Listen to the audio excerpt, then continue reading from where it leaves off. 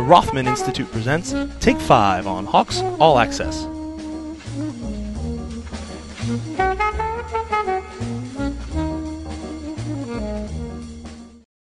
Hawk fans, believe it or not, spring is finally here.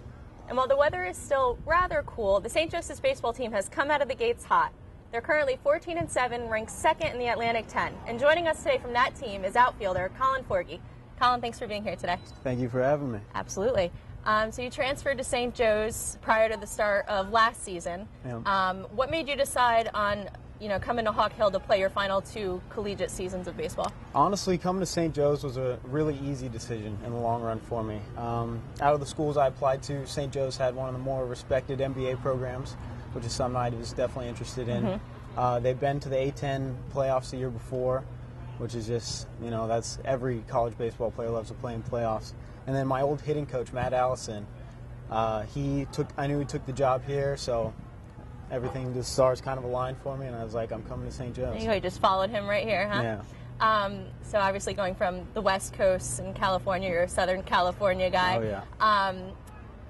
yeah. The weather this year in Philadelphia has Brutal. been a little bit different than what you're used to in California. Aside from that temperature change, what's been the biggest change for you personally going from the West Coast to the East Coast? Probably, honestly, there's a big cultural difference. I mean, coming from San Diego especially, it's a lot more laid back, relaxed, so to speak, easy going. And out here in Philly, it's been a lot more fast-paced kind of lifestyle, and that's been an adjustment. It's funny, actually, me and my dad made this grueling, 3.5-day trip out here. And we get to Philly, I'm driving down City Avenue, and I don't really know where I'm going. I'm trying to get my bearings, I'm probably driving pretty slow, like looking around, and there's this guy behind me, and I guess he was in a rush. So he cuts me off and then proceeds to roll down the window and look back and yell at me. And I'm just kind of stunned. I look at my dad, and he's just like, "Welcome to Philly." Right, welcome to Philadelphia. So it's been an adjustment, but I feel like I'm a full-blown Philly guy now. Has anyone else cut you off and looked back at you? I don't know. Maybe I'm the one cutting people off. All right. So that's changed a little bit. The full change. Over the past 2 years, while you've been on the team, you guys have played a lot of games right down to the wire, and you've been right in the middle of it. And in this week's 2-game sweep of Villanova, you scored the go-ahead run in the 10th inning of the first game, and then, on Wednesday, you went ahead and drove in a pair of go-ahead runs in the 8th inning. So you always seem to be right in the middle of it. What makes you play so well, play at your best maybe, when the game is on the line like that? Honestly, in those pressure situations, we talked a lot about this year, focusing on the process over the result and kind of living in those moments in the game. And when those pressure moments come around, I think you can go one of two ways. You can either kind of let the moment get the best of you and get kind of panicky and your mind starts racing, or you can kind of take the moment's energy, so to speak, and use it as further concentration. That's something I've always kind of been good at, is just kind of really bearing down in those moments and using that kind of pressure to help me. And that's definitely a good thing. So do you look forward to being put in those situations? When you go up to bat, are you like, yes, I want to be in the batter's box right now? I think it's when you're successful in the past, it's easy to kind of have confidence in those moments coming up. And I've had success, at my school prior at Menlo, and then earlier this year, and I just kind of remember those experiences. Keep the momentum going off of them. Sure, absolutely.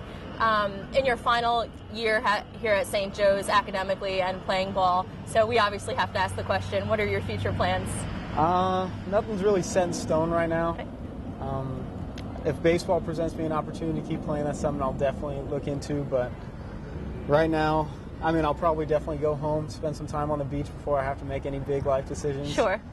But I want to ride the season out as long as we can, wherever it takes us, playoffs and beyond, hopefully. So. Well, definitely, off to a good start in the conference. So as we can see, you like to go for the bearded look, as do a number of athletes. Yours is fairly traditional, but out of everyone on your team, who would you say at one point has had the worst facial hair decision? It might not be current, they might have shaved it off at this point, but who has made the worst decision with their beard? Wow. Last year there's some guys that really stick out.